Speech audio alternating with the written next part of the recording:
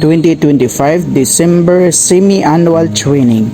Ang linangkob nga isgutanan nga naguluhan, magsinati, magpahimulos ug magpadayag ni Kristo 4. Si Mana Utso nga naguluhan, ang batang lalaki ang gubat sa langit ug ang madaugong mga balaan, kini mao ang pagpadayag.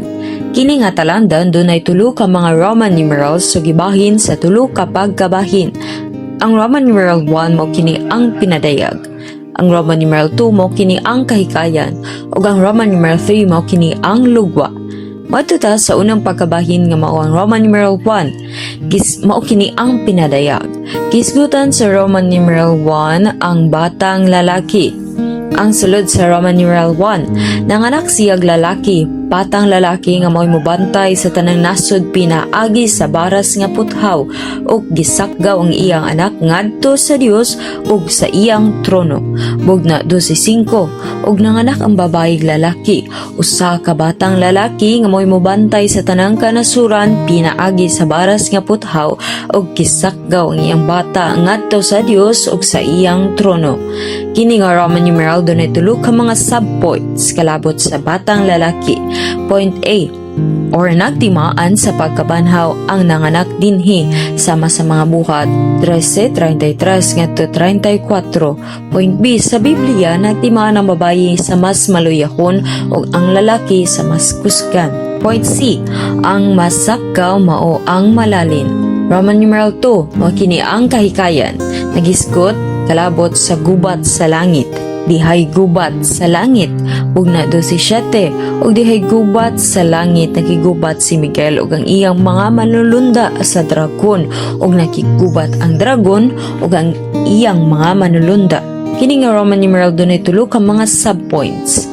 Point A, ini kalalan yun sa batang lalaki sa langit, makigubat ayon si Satanas si Miguel ug ang iyang mga manulunda. Point B, nakigubat ang dragon ug iyang manulunda, mga hulog yun kining mga manulunda nga ninunot ni Satanas sa pagsupil niya sa Dios. Point C, gihukman ni Ginoong Hesus si Satanas nga kaaway sa Dios didto sa krus. Roman numeral 3, mao kini ang lugwa, nagisgot kalabot sa mga mananaog.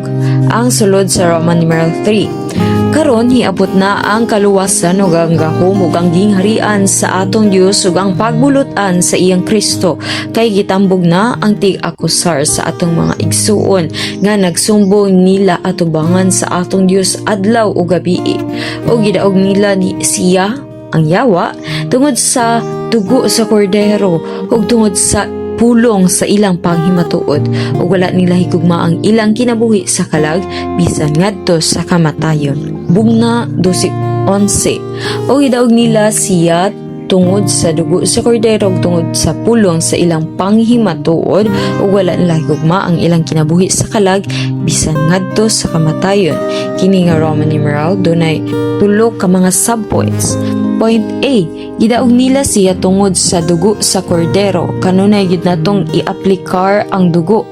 Sultian ang yawa ang bisan dili ta hingpit, tabunan ta sa bililhong dugo. Point B, gidaog nila siya tungod sa pulong sa ilang panghimatuod, kanunay yung imantala sa mga mananaog ang pagkadaog ni Kristo, manghimatuod nga gihukman na sa Ginoo ang yawa. Point C, wala nila higugma ang ilang kinabuhi sa kalagbisan ngadto sa kamatayon.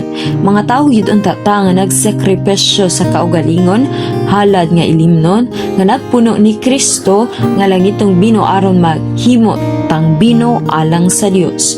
Busa niini nga si Mana Utso nga naguluhan, ang batang lalaki ang gubat sa langit ug ang madaugong mga balaan. Kini nga talamdan dunay tulo ka mga Roman numerals sa gibahin sa tulo ka pagkabahin. Ang Roman numeral 1 mao ang pinadayag, ang Roman numeral 2 mao ang kahikayan, ug ang Roman numeral 3 mao kini ang lugwa. Taygon ang atong Ginoo.